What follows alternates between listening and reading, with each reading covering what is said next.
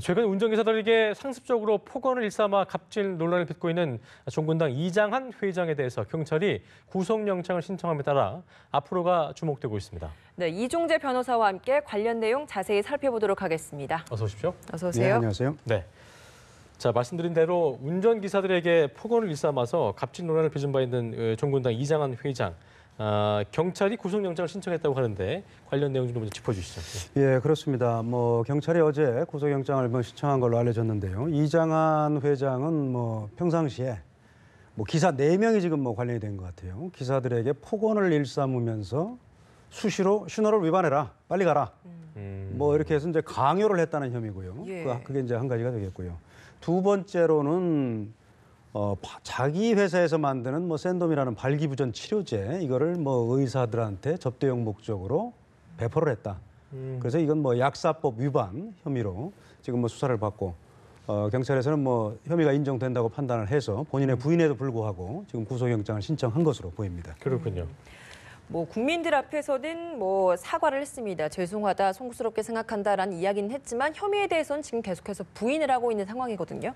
근데 짚어주신 것처럼 약사법 위반 혐의 그리고 강요죄 이런 것들이 성립이 된다면 어느 정도 형량이 선고되는 겁니까? 그렇습니다. 강요의 경우에는 우선 설명을 드리면은 협박이나 폭행을 해서 상대방으로 하여금 의무 없는 일을 하게 하는 겁니다. 그래서 이 부분은 형법상으로 5년 이하의 징역, 3천만 원 이하의 벌금이 되겠고요. 예. 그다음에 약사법 위반은 지금 조금 불분명해요. 제가 볼 때는 의약품 제조업체 대표가 지금 의사한테 준 걸로 지금 본인은 얘기하고 있는 걸로 알려졌는데요. 네. 의사에게 어떤 거래 관계의 유지 또는 우리 약을 채택해달라. 이런 목적으로 경제적인 이익을 제공한 걸로 볼 수 있으면 그건 3년 이하, 3천만 원 이하의 벌금이 되겠고요. 네. 아니면은 의사의 처방전 없이 그냥 조제를 했다. 이런 혐의라면 1년 이하가 되겠습니다. 그래서 그 부분은 지금 현 상태는 조금 불분명합니다. 그래, 그러니까 최소 합치면 6년에서 한 8년까지는 볼 수 있는 그렇지는 거네요? 않고요. 경합범이라고 하는데요. 여러 개 이제 범죄가 겹칠 때 그때는 가장 중한 죄의 것의 2분의 1까지 가중한. 그러니까 5년이 지금은 제일 중하거든요. 예. 거기에서 이제 2년 6개월을 가중하면 최고형은 7년 6개월이 되겠습니다. 그렇군요. 자, 고용부도 이 회장에 대한 근로기준법 위반 혐의가 있는지 여부에 대해서 내사에 착수했다고 하는데 일단 변호사님 보실 때 피해자 증언도 그렇고 녹음 파일들 같은 걸 토대로 봤을 때 근로기준법 위반에 해당이 된다고 봐야 될까요? 어떻게 좀 보실까요? 조금 약해요. 우리 근로기준법 8조에 의하면 사용자는 근로자를 어떠한 이유로도 폭행할 수 없도록 되어 있습니다. 근데 이 사건의 핵심은 제가 볼 때는 아까 강요, 약사법 위반 이런 것보다도 사실은 종군당 회장이 자기 기사한테 정말 입에 담을 수 없는 모욕적인 언사를 했거든요. 예. 근데 모욕이라는 게 이게 형법상의 모욕죄도 있습니다만은 공연성이 없으면 처벌할 수가 없어요. 그러니까 단 둘이 있을 때 발생한 일이기 처벌이 안 때문에 되는 거예요? 그렇죠. 그게 안 되니까 지금 강요다, 약사법 위반이다, 또 근로기준법 위반이다 이러는데 어쨌든 이 근로기준법 위반상의 폭행도 지금까지 알려진 바로는 직접 회장이 기사를 때린 것 같지는 않아요. 그렇지만은 우리 형법상으로 근접한 거리에서 기사에 차 앉아 있는데 뒷좌석을 발로 걷어찼다든가 예. 이런 행위가 지속적으로 이루어지면은 법리상으로는 폭행죄에 해당될 수도 있습니다. 그리고 지금 일반 형법상의 폭행죄로 하면은 2년 이하의 징역, 500만 원 이하의 벌금밖에 안 돼요. 그런데 똑같은 행위라도 근로기준법상의 폭행죄가 성립이 되면은 5년 이하의 징역, 또 3천만 원 이하의 벌금 이렇게 될 수가 있습니다. 예. 그렇기 때문에 이 사건은 정말 요새 계속 사람들 입에 오르내리는 전형적인 갑질 행위이기 때문에 근로기준법 위반으로 수사할 충분한 가치가 있고 그런 점에서도 고용노동부가 지금 나선 것이 아닌가 그렇게 생각을 합니다. 그렇군요. 네, 이제 좀 주제를 좀 바꿔보도록 하겠습니다. 이제 법조계에서 인사가 마무리되면서 전열 정비를 마무리를 했는데 이번 이 인사를 두고 전공과 기술을 파괴한 파격 인사다라는 이야기를 하고 있습니다. 법조계에서는 어떤 좀 시각을 보고 있습니까? 정말 많이 파괴했죠. 파괴했고. 말이 안 된다는 그런. 그렇지는 않습니다. 그렇지 않고 지금 보시면은 지금 검찰의 직접 수사는 지금 축소하는 방향으로 그 방향으로 나가기로 거의 결정이 된 것 같아요. 그러면은 우리나라에서 정말 굵직굵직한 사건 중에 검찰이 수사할 사건은 서울중앙지검에 집결될 수밖에 없습니다. 그런 점에서 서울중앙지검의 검사들 중에서도 수사를 잘하는 소위 말하는 특수통 검사들을 대거 결집을 시킨 거예요. 네. 그리고 그중에서도 이왕이면은 수사의 효율성을 높이기 위해서 윤석열 중앙지검장과 호흡을 가장 잘 맞출 수 있는 검사들을 모으다 보니까 예. 결국은 뭐 특검팀에 파견 나갔던 검사들 거의 다 됐네요 지금 보니까 한 6명 중에 5명이 특검. 그렇습니다. 그리고 이제 됐어요. 과거에 뭐 댓글 사건 같이 수사했던 사람들 이런 검사들을 기용을 하다 보니까 기수를 맞출 수가 없는 거죠. 그러니까 뭐 예를 들면 한동훈 3차장의 경우에 전임자인 뭐 이동열 3차장보다 기수가 뭐 5기수나 아래로 내려갔거든요. 그래서 지금 뭐 그런 면에서는 뭐 기수를 파괴했다고 볼 수 있고요. 그 다음에 공안부를 관할하는 서울중앙지검 2차장 박찬호 이제 검사인데 네. 여기도 이제 특수통이에요. 근데 이제 원래 서울중앙지검 2차장은 공안통 검사를 임명하는 게 관례였는데 이번에는 특수통 검사를 임명했죠. 아무래도 이거는 뭐 아시겠습니다만 국정원에 지금 뭐 댓글 사건 관련해서 그 수사가 지금 예정이 돼 있기 때문에 아무래도 수사력이 강한 특수통 검사를 전면 배치한 걸로 그렇게 보입니다. 지금 이게 5기수나 아래에 있는 사람을 고용을 하다 보니까 이게 좀 이례적이지 않습니까? 굉장히 보통 이례적이죠. 일을 하는 데 있어서 한두 기수도 아니고 5기수나 그렇죠. 아래에 있는 사람이 위에서 이제 지휘를 한다면 좀 수사 효율성이나 이런 부분에서도 좀 문제가 없진 않을까요? 어떻게 보십니까? 그게 이제 우리나라의 대표적인 뭐 연공 서열인데요. 그런 점을 고려해서 지금 뭐 1, 2, 3차장을 뭐 낮은 기수로 임명했습니다만은 또 그 밑에 부장들도 역시 낮은 기수로 임명을 했기 때문에 그런 뭐라고 할까요? 우리나라에서 흔히 따지는 나이 문제, 뭐 이런 기수 문제 이런 걸로 인한 뭐 마찰은 안 일어날 걸로 보입니다. 예. 이전에도 이렇게 5기수가 넘는 기수 파괴 같은 경우는 없었죠. 저는 이런 거는 처음 본 것 같아요. 예. 처음 보고 과거에 뭐 정말 뭐 정권이 바뀌면은 검사장급들 중에서 뭐 전 정권에서 뭐 소위 말하는 잘 나갔던 뭐 이런 인사들을 뭐 대거 물러나게 하고 기수가 뭐 좀 전체적으로 내려간 적은 있었습니다만 이렇게 뭐 중앙지검만 뭐 유독 이렇게 기수를 내린 적은 뭐 저는 한 20년 동안 처음 보는 것 같습니다. 그랬군요.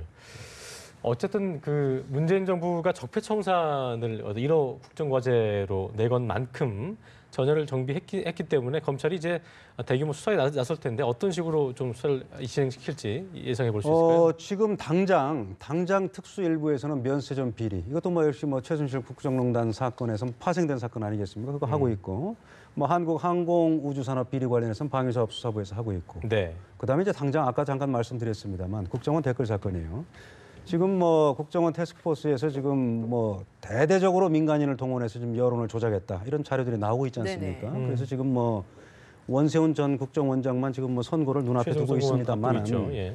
당시에 뭐 심리전단이 3차장 산하인데 뭐 국내 정치 관련된 거니까 2차장 산하도 문제가 될 수 있고 그다음에 예산을 지원했으니까 기조실도 문제가 될 수 있고 그다음에 이제 그 당시에 청와대에서 그런 보고는 누가 받았느냐? 지금 뭐 정무수석실에서 받았을 수도 있고 또 뭐 거슬러 올라가다 보면 대통령은 안 받았느냐 예. 이런 문제가 될 수 있죠. 그리고 마지막으로 이제 댓글 사건 수사할 때 2013년에는 이제 박근혜 정부 때 아니겠습니까? 예, 예. 그때 검찰에 자료를 제출하면서 원세훈 전 국정원장의 정말 혐의를 입증할 수 있는 주요 부분을 삭제를 했단 말이에요. 그때 국정원의 감찰실이 아마 그 자료 제출 책임을 맡은 걸로 알고 있어요. 그래서 그 감찰실 관계자 또 뭐 남재준 국정원장 뭐 보고를 받았는지 이런 부분도 뭐 대대적인 수사가 될 것이기 때문에 지금 뭐 중앙지검에서 정말 수사 잘하는 판이 좀 커지겠네요. 수사 판이 좀 굉장히 커질 걸로 봅니다. 그렇군요. 이게 지금 대통령으로까지 주요 관련성이 있다라는 언급을 해주셨는데 관련성이 있다는 게 아니고요. 그렇죠. 관련성이 있을 수 있다라는 받았는지를 것을 전제로 그렇습니다. 조사를 할 수 있다라는 네, 이야기를 그렇습니다. 해주셨는데 이명박 전 대통령도 이에 대해서 보고를 받았을 것이다라는 또 이 어떤 일부의 또 발언도 나왔단 그렇습니다. 말이죠. 이런 상황이다 보니까 과연 가장 최윗 단계였던 대통령 수사로까지 이어질 것이냐 이 부분도 좀 관심입니다. 어떻게 보십니까? 지금 뭐 결론을 속단하는 건 그건 뭐 있을 수 없는 일이고요. 네. 뭐 수사에는 저는 이번에는 정말 성역이 없다고 봅니다. 조사해서 관련 증거가 나오면은 뭐 전직 대통령이라도 뭐 충분히 수사할 수 있다고 생각을 합니다. 그렇군요. 자, 검찰이 이제 특수부 쪽 그 전열을 좀 정비하면서 일단 어떤 결사의 준비를 하고 있다고 하지만 경찰이 이제 수뇌부가 진흙탕 싸움에 빠진 채에서 가야 할 방향을 못 잡고 있다 이런 뭐 비판이 나오고 있거든요. 이 부분은 좀 어떻게 좀 저희가 봐야 될까요? 예, 경찰은 지금 이철성 경찰청장이 네. 지금 뭐 경찰 중앙학교장이죠. 거기 이제 강인철 학교장을 한 2개월 전에 감찰을 시작을 했어요. 그래서 뭐 내부에서 경찰학교 내부에서 좀 뭐 제보가 있었다. 그래서 이제 감찰을 하니까 갑자기 강인철 학교장은 자신이 그 광주지방경찰청장으로 근무할 때 작년 11월 달이죠. 그때 이제 페이스북에 광주에서 이제 광주 시민들이 이제 촛불 시위가 예정돼 있었는데 거기에 이제 페이스북에 뭐 민주화의 성지에 성지다. 계신 뭐 예. 광주 시민 여러분들 뭐 감사합니다 이런 글귀를 올린 걸 가지고 그걸 내리라고 이철성 청장이 지시했다. 그걸 갑자기 이번에 터뜨려 버린 거예요. 그래서 이철성 청장에 대해서는 직권남용 혐의로 시민단체가 고발을 해서 서울중앙지검 형사 3부에 지금 배당해서 수사가 시작이 됐고요.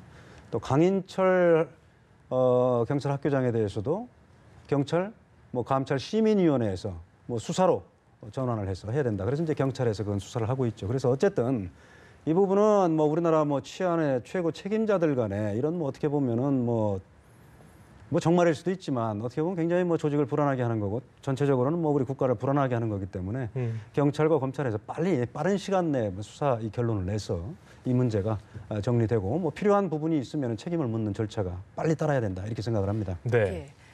네, 마지막으로 이제 정말 세간을 떠들썩하게 했었던 스폰서 부장검사 김형준 전 부장검사에 대해서 1심과 달리 항소심에서는 집행유예가 선고됐습니다. 결국에 그렇습니다. 풀려나게 됐는데 갑자기 이렇게 1심과 다르게 집행유예로 석방되게 된 이유가 좀 어디에 있을까요? 그렇죠. 우선 뭐 1심 판결부터 말씀을 드리면 1심에서는 그래요. 향응받은 거. 뭐 이제 스폰서인 그 김모 씨, 고등학교 동창이죠. 김영준 부장의 당시. 여기에서 뭐 향응받은 게 뭐 한 1,268만 원. 그 부분 1심에서 유죄로 인정했고 또 현금으로 1,500만 원 받은 부분도 역시 유죄로 인정을 해서 1심에서는 뭐 2년 6개월을 선고한 걸로 제가 기억을 하는데요. 그런데 항소심 재판부에서 볼 때는 우선 뭐 이 1,500만 원 현금으로 받은 부분, 이 부분은 김영준 당시 부장검사와 스폰서 김모 씨 간에 주고받은 문자 메시지를 보니까 서로 야 이거 빌려준 돈인데 왜 안 갚냐? 이거 뭐 빌려준 돈도 못 갚으니까 못 갚냐? 뭐 그러고 처음에 돈 빌릴 때도 야 이자는 나 필요 없어.